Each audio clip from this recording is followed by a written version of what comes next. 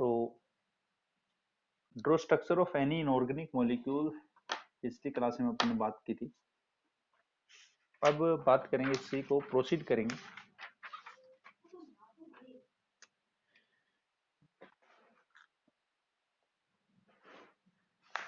ठीक है, draw structure of any inorganic molecule. कोई भी आपका इनऑर्गेनिक मॉलिक्यूल है, उसका स्ट्रक्चर कैसे ड्रॉ करें उसके बारे में बात कर रहे थे अपन। तो मैंने आपको क्या बताया बेटा,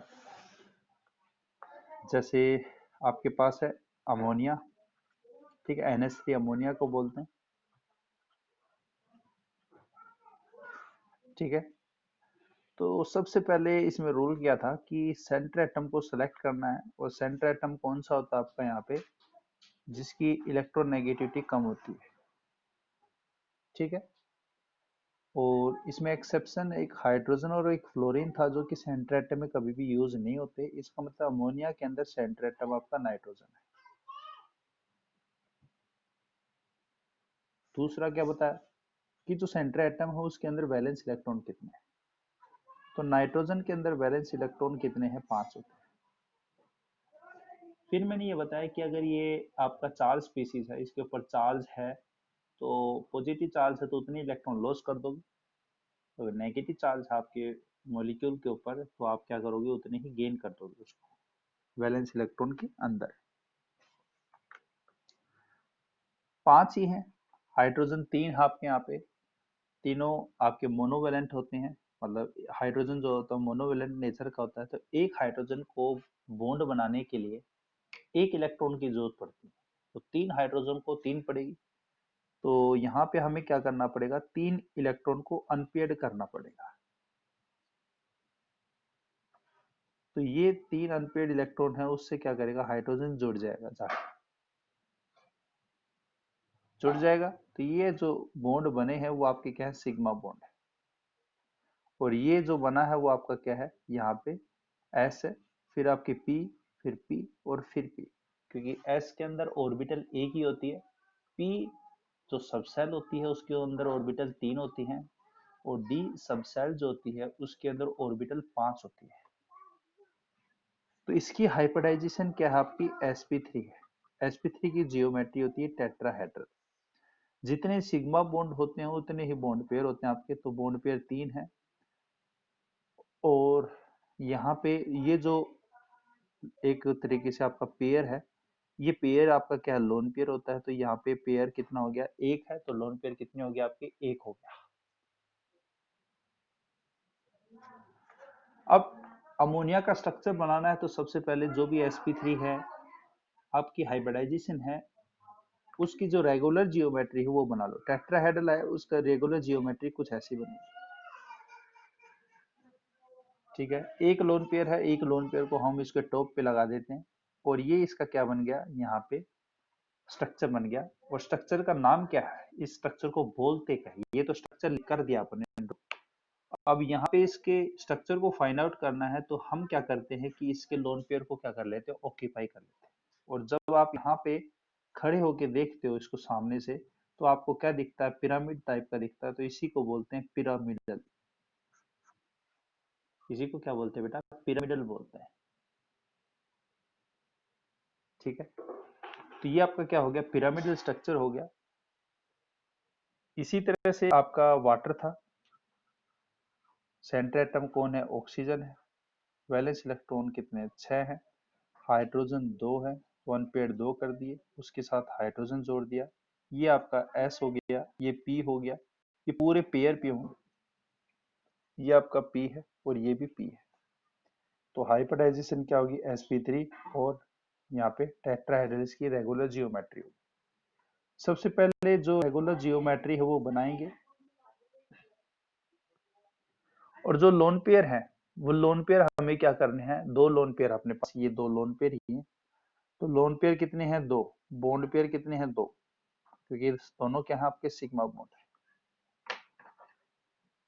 ठीक है, तो लोन पेयर को हमें क्या करना है, अपोजिट डायरेक्शन में लगाना है, ताकि रिपल्सन क्या हो उसके कम हो सके। और यहाँ पे आपके क्या आ जाएंगे, हाइड्रोजन आ जाएंगे। अब स्ट्रक्चर को हमें क्या करना है, इसको देखना है कि स्ट्रक्चर का नाम क्या है। तो हमें क्या करना है, इसके जो लोन पेयर है उसको हम क्या कर लेंगे, ऑक्यूपाई कर लेंगे। तो आपको कैसा दिख रहा है, ये शेप होती है बेंड शेप, क्या बोलते हैं, बैंड शेप, या इसी को बोलते हैं वी शेप, इसी को बोलते हैं वी शेप।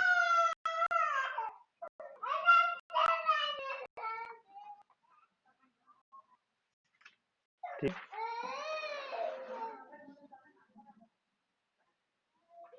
आगे देखिए, PCl5 आपका, लो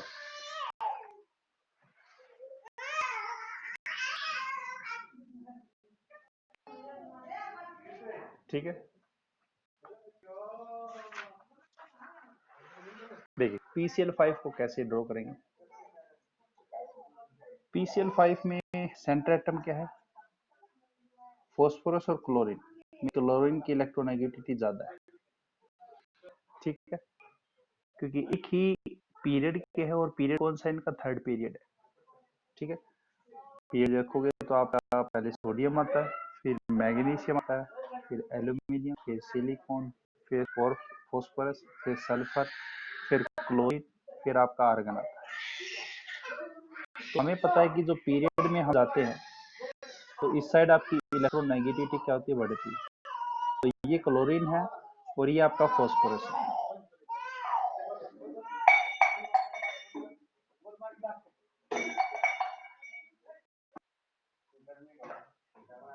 तो सेंटर एटम आपका कौन होगा, फॉस्फोरस होगा। फॉस्फोरस में वैलेंस इलेक्ट्रॉन कितने हैं, 5 है। क्लोरीन मोनोवैलेंट होता है, पांचों के पांचों अनपेयर्ड करने पड़ेंगे। ये क्लोरीन लगा देंगे बेटे यहाँ पे, ठीक है। सारे के सारे सिग्मा बॉन्ड, ठीक है, सारे के सारे सिग्मा बॉन्ड हैं। तो यहाँ पे हाइब्रिडाइजेशन क्या होगी, S 3P भरेंगे, P के पास D आएगा, फिर sp3d हो गया। sp3d की TBP इसकी क्या होती है, रेगुलर जियोमेट्री होती है। जैसे कि मैंने आपको पहले बताया, जियोमेट्री के अंदर लोन पेयर भी काउंट होते हैं और बॉन्ड पेयर भी काउंट होते हैं, ठीक है। और जब स्ट्रक्चर के अंदर केवल केवल आपको क्या काउंट होते हैं, बॉन्ड पेयर काउंट होते हैं, ठीक है। ये डिफरेंस होता है जियोमेट्री के अंदर और स्ट्रक्चर के अंदर।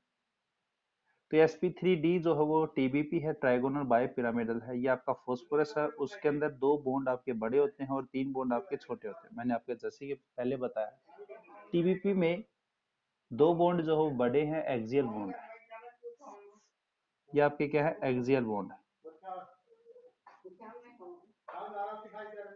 और ये बॉन्ड जो है वो आपके कौन से हैं, इक्वेटोरियल बॉन्ड, ठीक है। तो यहाँ पे फॉस्फोरस है और ये आपके बड़े बॉन्ड हैं,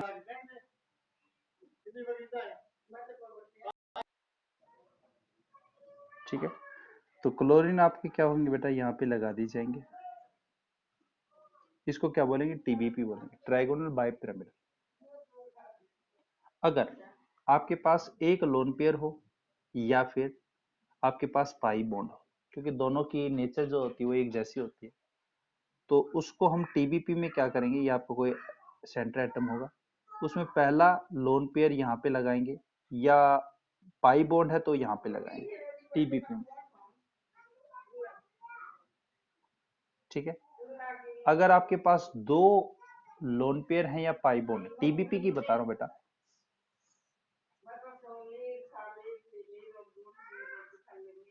ठीक है, 2 लोन पेयर है या पाई बॉन्ड है तो यहाँ पे लग जाएंगे बेटा। 2 अगर होंगे तो, या पाई बॉन्ड है तो भी यहाँ पे लगेंगे। अगर 3 लोन पेयर हैं या पाई बॉन्ड है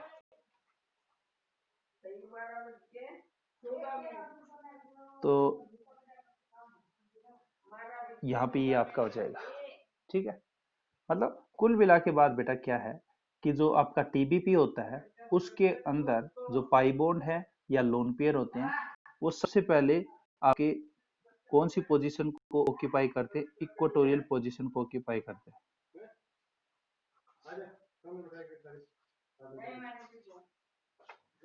ठीक है, आपके कौन सी पोजीशन को ऑक्यूपाई करेंगे?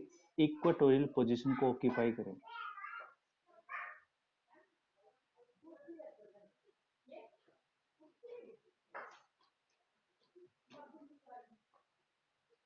ठीक है, एक और इसमें बात होती बेटा, देखिए जैसे क्वेश्चन दे दिया उसने PCl3F2। ठीक है, P जो हो सेंटर एटम है सबसे पहले, वैलेंस इलेक्ट्रॉन कितने हैं? 5। ठीक है, सारे के सारे मोनोवेलेंट है, सब कर दो अनपेयर्ड। क्लोरीन क्लोरीन क्लोरीन, ये F और ये F, सारे सिग्मा बॉन्ड, ये आपका sp और ये D, sp3D, ये आपका TBP हो गया। ठीक है बेटा, ये आपका TBP है। तो अब बात ये आती है कि ये जो फॉस्फोरस है उसमें ये दो इलेक्ट्रोनेगेटिव एटम, देखिए फ्लोरीन जो है ये कहाँ पे लगेंगे? अगर आपने यहाँ पे लगा दी फ्लोरीन सपोज कीजिए और ये Cl लगा दिए इस तरह से, तो ये गलत हो जाएगा। मोर इलेक्ट्रोनेगेटिव एटम जो है वो कहाँ पे आएंगे आपके? वो आपके एक्सियल पोजीशन पे आते हैं। ठीक है, इसी को बोलते हैं बेंट रूल। क्या बोलते हैं बेटा? Bent rule. सबसे पहले बेंट रूल जो होता है वो किसके लिए अप्लाई होता है? किसके लिए अप्लाई होता है? ट्राइगोनल बाई पिरामिडल के लिए होता है। होता क्या है कि जब भी आपका टीबीपी के अंदर अगर मोर इलेक्ट्रोनेगेटिव एटम होंगे, मतलब जो सब्स्टिट्यूएंट एटम होंगे, जो सराउंडिंग एटम होंगे, जैसे पी है, इसकी सराउंडिंग में आपके एटम जो है फ्लोरीन है और क्लोरीन है। ठीक है, तो फ्लोरीन की इलेक्ट्रोनेगेटिविटी क्लोरीन से ज्यादा है, हमें पता है। ठीक है, तो यहाँ पे ये बेंट रूल क्या कहता है कि मोर इलेक्ट्रोनेगेटिव एटम जो होते हैं टीबीपी के अंदर वो एक्सियल पोजीशन के ऊपर लगेंगे। ठीक है, एक्सियल पोजीशन पे क्यों लगेंगे? क्योंकि एक्सियल बॉन्ड होते हैं लंबे, ताकि आपका रिपल्सन जो हो सके वो क्या हो सके? मिनिमम हो सके। इसी को बोलते हैं bent rule. Bent is name of scientist. Bent जो है वो नेम ऑफ साइंटिस्ट है जिसने ये बताया था कि इन TBP more electronegative atom lies at axial position due to which there will be less repulsion in between them. This is known as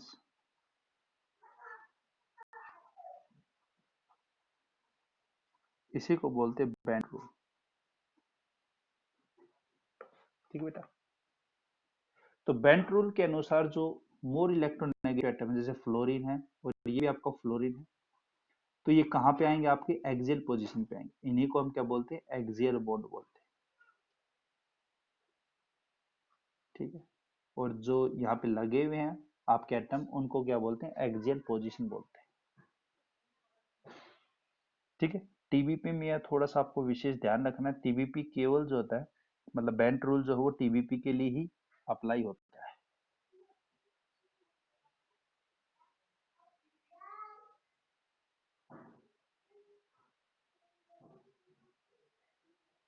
ठीक है, आगे चले।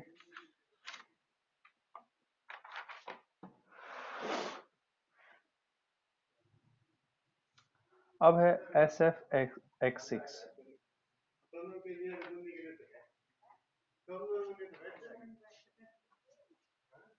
ठीक है, तो SF-X6 में क्या देखे बेटा? सेंटर एटम कौन है? सल्फर। कितने वैलेंस इलेक्ट्रॉन है? 6 है। फ्लोरीन क्या होता है? मोनोवेलेंट होता है। इसका मतलब सारे के सारे इलेक्ट्रॉन क्या करने पड़ेंगे आपको? अनपेयर्ड करने पड़ेंगे। ठीक है, अब यहाँ पे हम क्या करेंगे, फ्लोरीन लगा देंगे,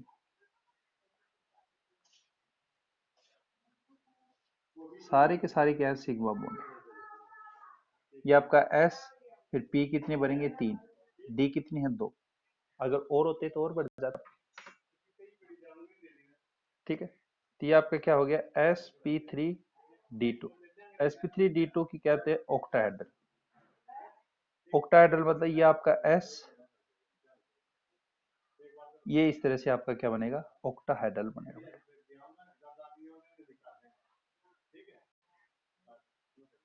ऑक्टाहेड्रल इसको बोलते बेटा। ठीक है, अगर बात करें जैसे XC4 है, ठीक है, XCl4 सेंटर एटम कौन होगा, ऑब्वियसली जीनोन होगा। जीनोन नोबल गैस एलिमेंट होते हैं। नोबल गैस एलिमेंट की इलेक्ट्रोनेगेटिविटी क्या होती है, सबसे कम होती है, क्योंकि ये इनर्ट होते हैं, किसी से रिएक्शन ही नहीं करेंगे, तो ऑब्वियसली बात है इलेक्ट्रॉन एक्सेप्टिंग इनकी बहुत ही कम होती है। मतलब एज कम्पेयर टू फ्लोरीन जो है जीनोन की इलेक्ट्रोनेगेटिविटी कम है, तो इसका मतलब यहाँ पे सेंटर एटम जो होगा वो जीनोन होगा। और जीनोन में मैंने बताया था कि 18वां ग्रुप जो होता है आपका, 18वां ग्रुप जो होता है, उसमें और जो एलिमेंट्स होते हैं, हीलियम है, नियोन है, आर्गन है, क्रिप्टोन है, इनमें जो वैलेंस इलेक्ट्रॉन होते हैं बेटा वो 0 होते हैं।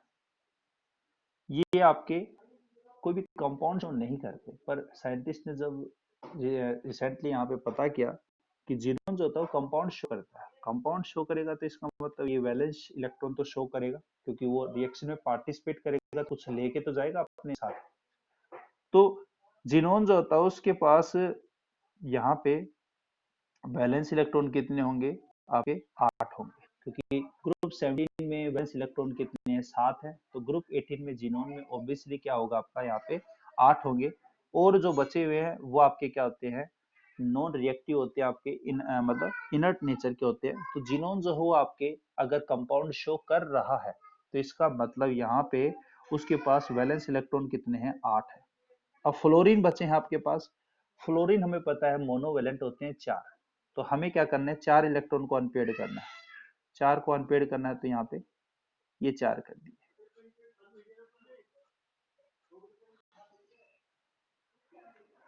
ठीक है, तो इसका मतलब ये सिग्मा हो गया, ये सिग्मा, ये सिग्मा और ये सिग्मा।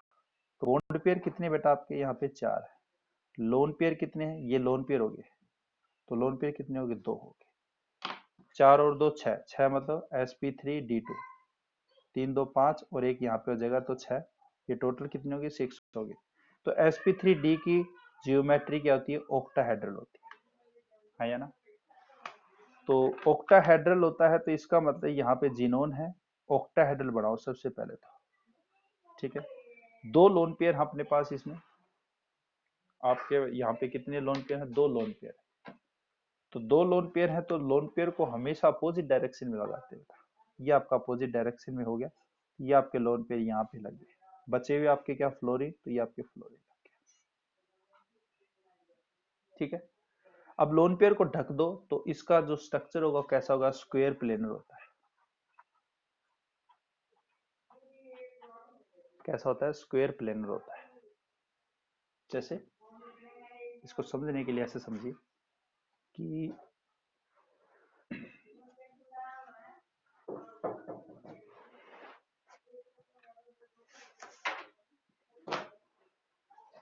ये आपके पास नोटबुक है सपोज करो, ठीक है, और यहाँ पे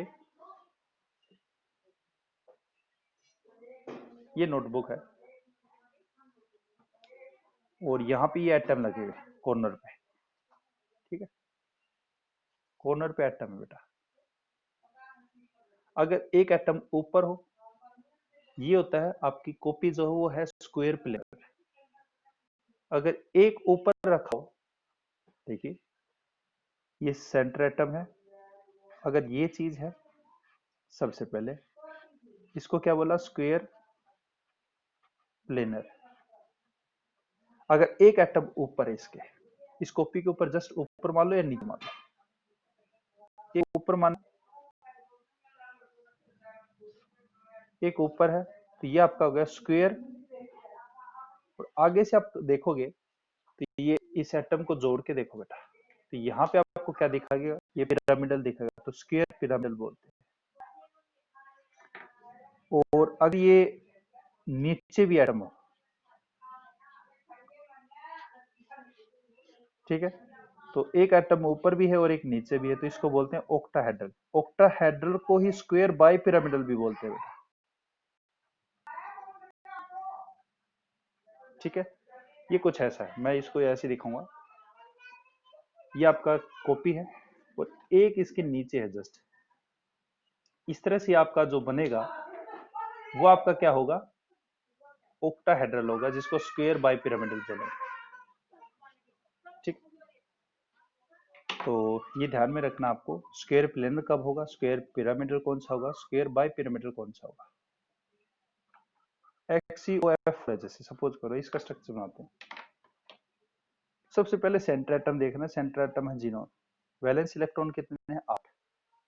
ऑक्सीजन दो इलेक्ट्रॉन ऑक्सीजन को चाहिए और 4 इसको चाहिए, तो 4 और 2 6 होगी, तो इसका मतलब 6 इलेक्ट्रॉन अपने को क्या करने पड़ेंगे, अनपेड करने पड़ेंगे, ठीक है। तो यहाँ पे सबसे पहले अपन ने फ्लोरीन लगा दी, ठीक। उसके बाद आपका क्या है, ऑक्सीजन, और यहाँ पे ऑक्सीजन डाइवेलेंट होता है, तो दूसरा बॉन्ड कौन सा बनाएगा, पाई बनाएगा। तो ये सिग्मा है, सिग्मा है, सिग्मा है, सिग्मा है और सिग्मा है। और हाइब्रिडाइजेशन में मैंने बताया था कि पाई बॉन्ड काउंट नहीं करते, तो ये आपका एस हो गया, ये पी है, ये पी है, ये पी है, ये पी है, पी 3 ही है, तो डी हो गया ये, और ये आपका डी हो गया। पाई काउंट नहीं करते हाइब्रिडाइजेशन में, तो इसको काउंट नहीं करना आपको, ठीक है ना, ये काउंट नहीं हुआ, ये सिर्फ और सिर्फ क्या कर रहा है, पाई बॉन्ड जो है यहाँ पे ऑक्टेट को कंप्लीट करने के लिए यूज हो रहा है, बस और कुछ नहीं, यहाँ पे ऑक्टेट कंप्लीट कर रहा है। तो हाइब्रिडाइजेशन कितनी है इसकी, sp3d2, ऑक्टाहेड्रल है।